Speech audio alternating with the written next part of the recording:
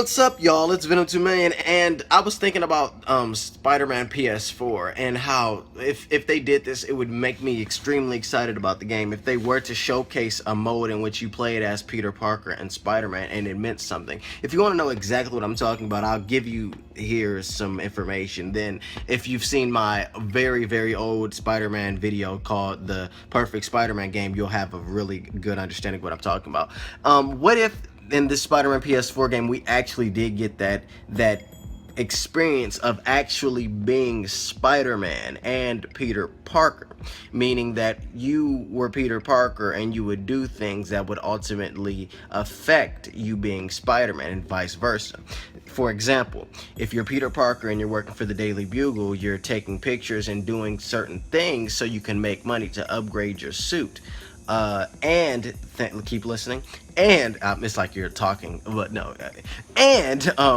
If you do certain missions that can affect the storyline of you being Spider-Man. Say, for example, you take a picture of Norman Osborn, who's running for mayor, and you take a picture of him, and this is something that he's doing. He's doing a deal with the Kingpin. You get to this event in the certain amount of time, so you're able to take that picture. You put this picture to the Daily Bugle, you make money from that, and then you can upgrade your suit. And then as a result of that, Norman Osborn goes after Peter Parker, not Spider-Man. He goes after Peter Parker with him attacking Peter Parker as Green Goblin, and then that creates this whole different conflict, and vice versa, meaning if you say you're being Spider-Man and you can't get to this event in time in which you can be Peter Parker and take a picture of Norman Osborn doing this unflattery or whatever, he's doing this deal with Kingpin, then you as Spider-Man have a conflict with the Green Goblin, but not as Peter Parker, meaning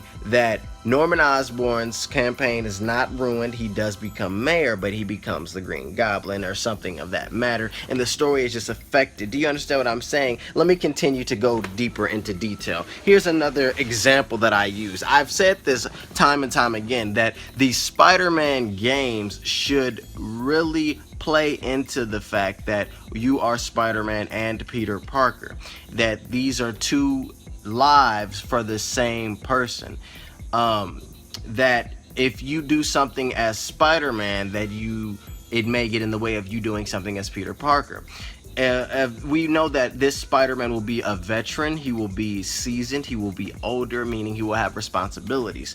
So, for example, the game should have a structure, and I'm going to stand by this. It should have a time structure. It should be time-based missions, meaning that you have a certain amount of time to complete a certain mission before that mission expires, like Dead Rising, the previous Dead Rising games. If you are able to complete your mission as Peter Parker, you're able to make money to pay for your apartment and to upgrade your suit. If you don't make money, then guess what? You're being Spider-Man, but as a result of that, your suit is not being upgraded. You don't have enough money to pay for your apartments, etc., etc., etc. There are a number of responsibilities that you as Peter Parker should have.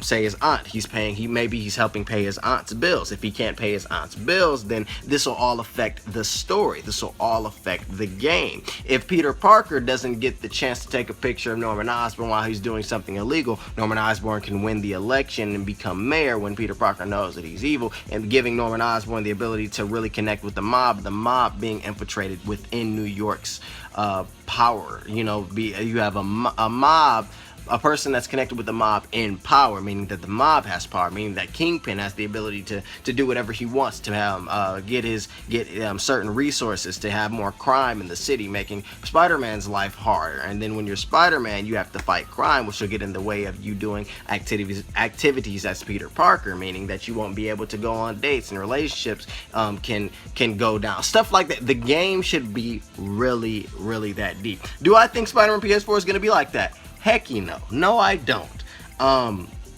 They've said that the game will showcase Peter Parker and Spider-Man, which is great, but do I think it'll be that deep and that complex? No. Do I wish it was? Yes. Do I think that would be the perfect Spider-Man game? Yes. Do I have more ideas? Yes. Will I make more videos about it? Yes. This is the last video I'm making on my iPhone. Yes. Because I'm not an iPhone person.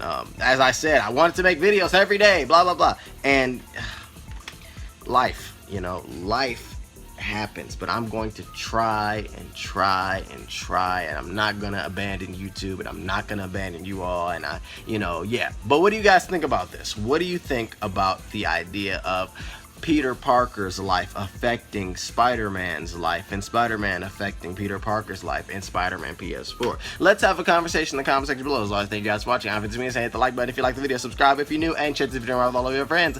My social networks are down there in the description below. And again, thank you for watching. Have a good one. Peace. Venom 2 million.